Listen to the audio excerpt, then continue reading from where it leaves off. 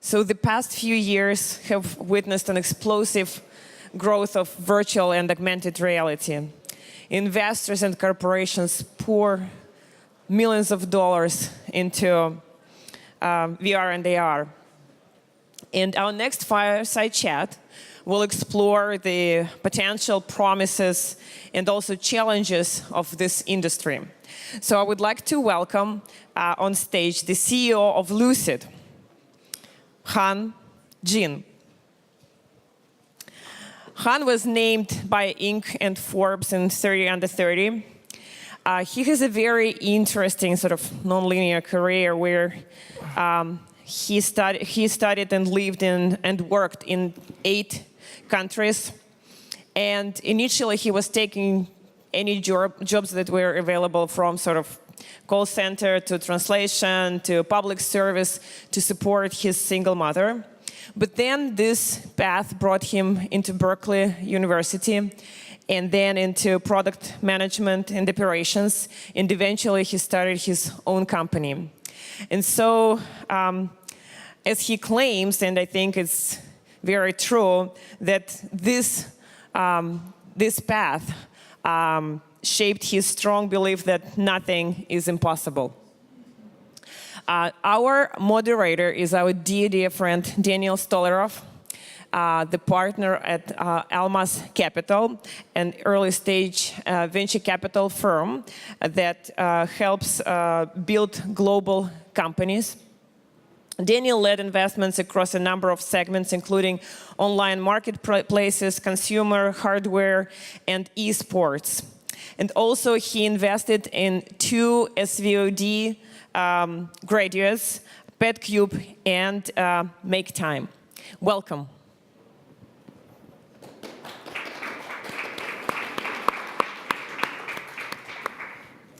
Thank you, Anna. Works, right? Good day, everyone. It looks like we have about 15 minutes to, I think, discuss something very exciting. I love interviewing entrepreneurs, primarily because I have a lot of respect for people who choose this path. So let me start with a why question, right? Because as a VC, I always love to start with a story in any kind of pitch discussion. So let's talk about let's go back 3 years, okay, right? And and at that time, you're an engineer. You're a recent immigrant in this country. And you choose a path of entrepreneur, which is both perilous and exciting. What motivated you? How did it start? I mean, that's a great question. I think for most of you here in this room, you probably don't see that I'm actually German. So excuse my strange accent. It mixes with Chinese not well. So I came here for school primarily in the beginning. And there's a law actually that they look for green cards not at your passport, but they look at where you were born. And so I was born in China.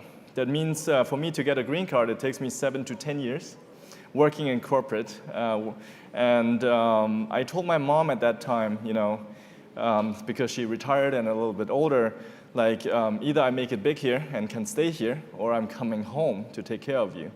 And that was one of the reasons why I decided to do a startup, because the earlier you try it, the earlier you will find out if you can make it. All right, well, thank you. So you started Lucid VR. Tell us a little bit more about the opportunity that you saw. I mean, clearly there's it's a space that everybody is looking at. There's a lot of money going in. There are a lot of experiments happening. What was it that you saw that you thought was an opening for a startup? For sure. When we first started, my co-founder is primarily working in the robotics space, trying to mimic human vision. And I was working at Sanders at that time, as in the imaging space, ramping up consumer electronics. And both of us, none of us had really camera expertise to build Lucid Cam. And for those who don't know what Lucid Cam is, like a GoPro for 3D VR. So anybody can create and capture virtual reality experiences. And when we started building it, or it started with a prototype, we wanted to just build it for ourselves, to be honest. I captured an experience where the baby was walking towards you and he was crawling and then trying to touch the camera. And when you put that into an Oculus Rift and then put it on as a headset, you felt you are put back into that experience where the baby's coming towards you. And I said to myself, like, I want to have that experience one day. Like, if I have babies, I can, just record them, and then a couple of years later down the road, I can put myself back. It's like time travel, and put myself back into that experience. And that's the only reason why we started. And then Google came out with that cardboard thing, and then suddenly, like, VR and AR started becoming more potential. Yeah. So since there's a lot of entrepreneurs here, there's a lot of aspiring startups here, maybe we spend a little bit of time of sort of how this progressed from the idea. A lot of people come to Silicon Valley looking for financing. Right.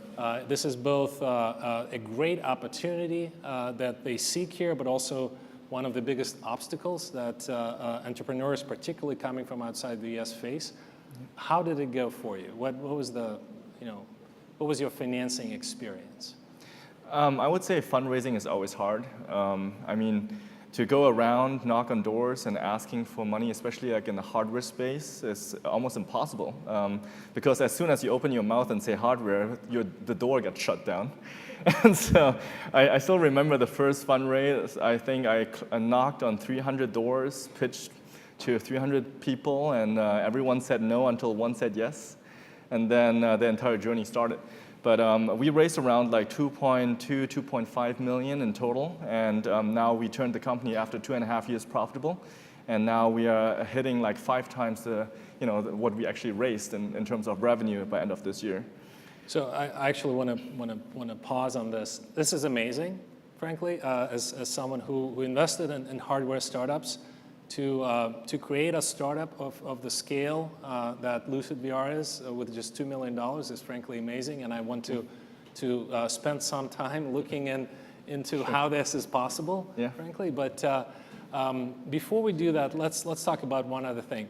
Last year, I was on this stage interviewing the CEO of Indiegogo, and I know the crowdsourcing has become almost a default, at some point a required step for a hardware startup, and I know you went through that too. Yeah. Maybe talk a little bit about that experience. Sure. I mean, the first thing we started was I got a check from an angel investor for $70K. And I quit my job at that time, went full-time in, and decided to launch an Indiegogo campaign within 6 months.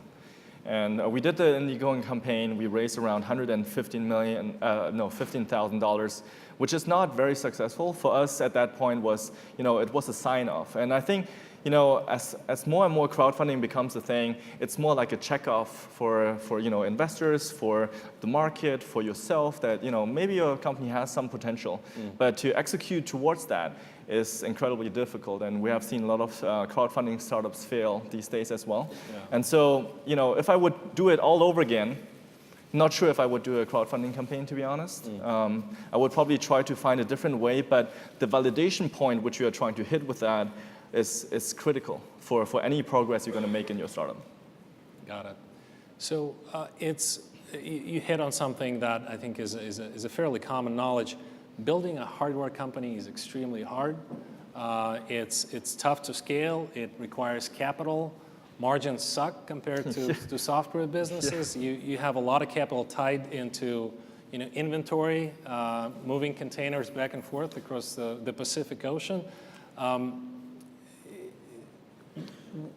Clearly, you've done something fairly amazing. You built something with just $2 million. I want to talk about that, and as well as about just generally your thoughts on what it takes to build a sustainable hardware business. For sure. I mean, so I think there are 3 components to it. One of them is to be extremely lean and know how to execute, because like every mistake you do in startups or in hardware startups gonna hurt you drastically. And when I started, I didn't really know how to build a hardware startup, to be honest. And I think what saved me is Alibaba. It sounds funny, but the thing is, like, where I learned to build cameras was on Alibaba. Where I sourced components was Alibaba. Where I got everything together and combined was Alibaba. And sometimes it's kind of funny because a couple of years ago, when first hardware startups were coming out, they were building everything from the ground up. So in-house, having great engineers working on that. What we decided to do from the beginning on was we were betting on software. So out of my 5 people which I had in the team, I was the only hardware guy. And everyone else was doing software. And so I think the second component which comes in is a great business model. Because the straightforward business model of just selling a hardware component and then getting like whatever the price of that product was is no longer really feasible because bigger players or those companies in Asia will be able to just go into the market and just flood you out. Understanding where the real secret of your product is and building a business model around that is key to a survival and sustainability. For us at that time was data, which means whatever you capture, whatever you see, whatever the camera is able to collect, that's data which mimics how we see the world. And being able to leverage that and bring that human vision intelligence, how we call it, into other devices and just spread the market with that was the bigger vision for us, what we wanted to pursue. And then, of course, the last one, fundraising is key for hardware startups. Even though it's hard, funding as a vehicle to achieve a certain amount of growth after you have hit a validation, it was very important for us. We didn't want to raise funding because it looked great.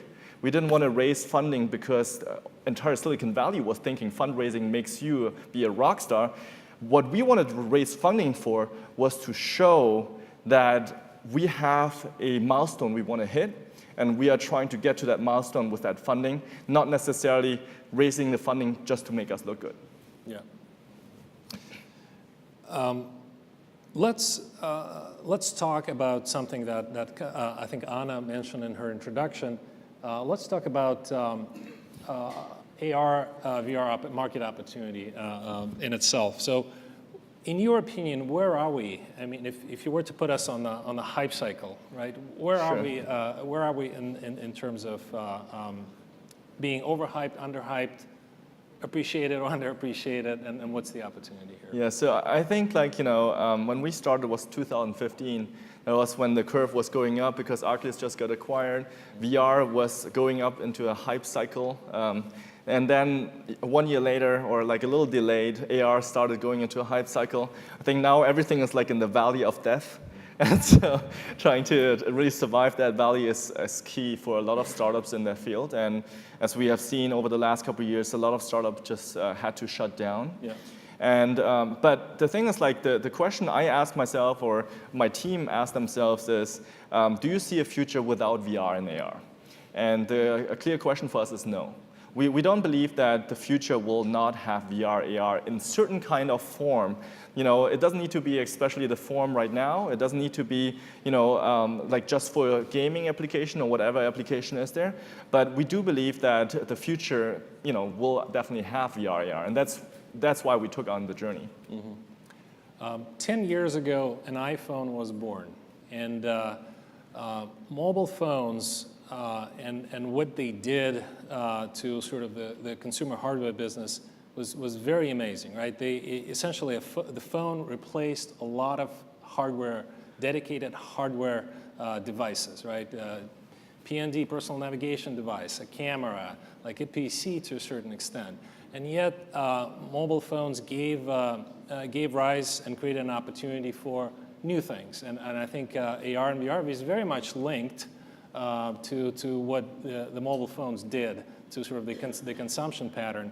How do you see the future? Do you see the mobile phone as a threat, an enabler, or is that something that AR and VR will be able to kind of decouple itself from, right, and really exist in its own right? What are your thoughts on that? Right, I think that's a great question because right now it's trying to balance itself out. Facebook trusts, in the potential of VR and AR becoming a platform, which will remove mobile phones. At this point, it looks more like the mobile phone is swallowing VR, AR. For us, what we realized over the last 3 years, just observing our customers and learning from all the data out there, is that nobody is willing to wear headsets for more than 15 minutes. And that's a big threat. At this point, having people, or just ask your neighbor who knows VR, or like even ask the people who are in the audience, how many know VR, AR? How many of you have a headset? Okay. And then the last question is like, where is your headset? Right? So, yeah. And most of them, like when I ask those consecutive questions, they would say like, oh, it's somewhere in my closet. Like I'm not quite sure, but I should check and let you know. And so for us, the short-term path right now is phone enabled. Yeah. And I really believe in the 3 to 5 years, phone-enabled VR AR is what's going to drive it. The long-term goal, what I believe is that there will be a different form of how VR AR will be able to be viewed. I don't believe in putting a huge headset on, but contact lenses to however they want to make that experience possible. Yeah. I think that's where the future is. Right. One of the reasons that we are in this valley of death, I think, in this industry is a bit of a chicken and the egg problem, right? VR model requires availability of content, ideally high quality content to consume, right? Right. Otherwise, you have the device and no content, and no one wants to create content if there's no device, enough install base, right? So we're stuck. Sure.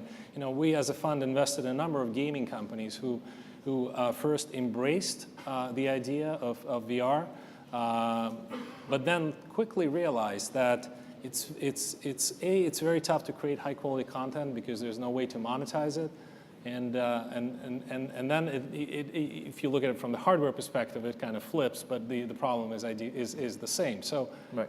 What's the way out in your opinion? How do we move this forward so it actually starts, the wheel starts spinning? I mean, like, I would be a fortune teller if I knew. Yeah. but to be honest with you, our hypothesis, and like a lot of funds who have like a hypothesis of, a thesis they are betting on, our hypothesis was to bet on user-generated content. And we believe that user-generated content is what's going to drive the content, lack of content in the market so that adoption can happen. Couple of reasons why is because when we observe how YouTube and GoPro kind of took on the digital space and really made it explode, and then looking into like how willing people are to knock and make other people view and watch what they have captured, just some of the tiny indicators for us to say user-generated content has to be what drives it forward. Right now we are at a stage where user-generated content is really hard because capturing is hard because it's expensive and there's not some easy way to capture and view it at the same time. And then second, we are dependent on game development studios. We are dependent on those big hardware setups which cost a lot of money to produce. And then we are dependent on different third parties which are creating content here and there. Development cycles are way too long for us to accelerate that adoption which has to happen. Yeah. So you think that the way to sort of get out of this vicious cycle is to enable easy user-generated content. Correct. Correct. I mean, that's one of the things we have been working on for this year. This year we will be launching, I think, 2 to 3 products new, and one of them we are helping launch is a holographic phone. The most compelling part about it is you can capture and you can directly view on the phone without glasses or headset or anything. And so even though that might not be like the most game-changing VR, AR defining product out there, but for the short term, I do believe that's something which definitely going to drive a lot of adoption. This makes sense. I think democratizing content creation piece of it could indeed create give this trend the catalyst that it might be missing. So I think we're approaching the end of what we're allotted in terms of time. So maybe what I would like to end with, I know the audience here, there's a lot of entrepreneurs, a lot of folks who came here to Silicon Valley from outside of this country. You were in their shoes, right? What advice would you give to people who are now maybe outside looking at the Silicon Valley opportunity? What should they think about it? What may be some of the lessons you learned that you want to relate? Sure. I mean, like before I came here and I knew about the Silicon Valley, I thought it's exciting. There's a lot of cash, there's a lot of investment, there's a lot of opportunity. And when I came here, I realized it is. So all that, what you promise yourself is here. But there's a big downside to all of this. What I mean is, when I was doing startups in Germany, my friends would give me crap for 8 hours telling me that you have no job, you're pretty much homeless and unemployed. Coming here as an entrepreneur, you are celebrated and you are in that little bubble, and fundraising becomes fun. And fundraising is about, raising the next big round so that you become, fame and all that stuff. And as a German, I recommend and advise everyone to stick to their own values, to the values of what really makes sense. What is, sometimes you have to realize that fundraising is not going to take you further, and often you have to realize that all the bubble, what you have here, all the fun and hype is not driving your business forward. What you have to focus on is, how do I move my business forward and not let all the noise distract you from where you want to be? And that's a big lesson I had to learn over the last couple of years. Well, Han, thank you for sharing your perspectives, and thank you folks for listening. Thank you.